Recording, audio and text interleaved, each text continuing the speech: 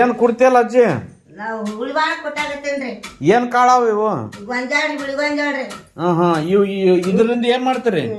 ತಿನ್ನಾಕ್ರಿ ಹೊಡುದು ತಿನ್ನುದ್ರಿ.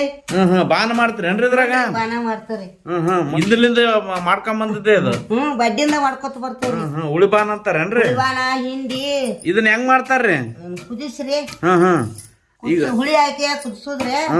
ಜೋಳದ ನುಚ್ಚು ಮಾಡ್ತಾರಲ್ಲ ಅದೇ ನಮ್ಮನೇನ್ರಿ? ಅದ ನಮ್ಮ ಇದು.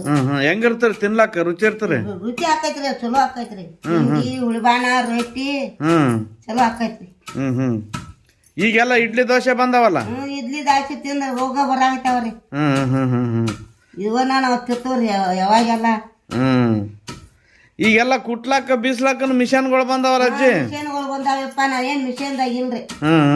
ನಾ ಇದನ್ನ ಮನ್ಯಾಗ ಮಾಡ್ಕೋತಾರ. ಕೈಲೇನೆ ಮಾಡ್ಕಂತೀರಿ? ಹ್ಞೂನ್ರಿ.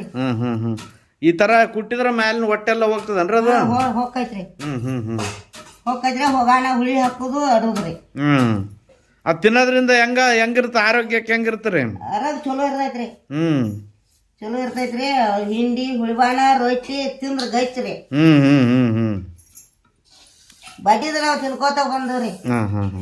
ಅವು ರೋಗಗಳು ಬರೋದಿಲ್ರಿ ಈಗ. ಹೌದೌದೌದು.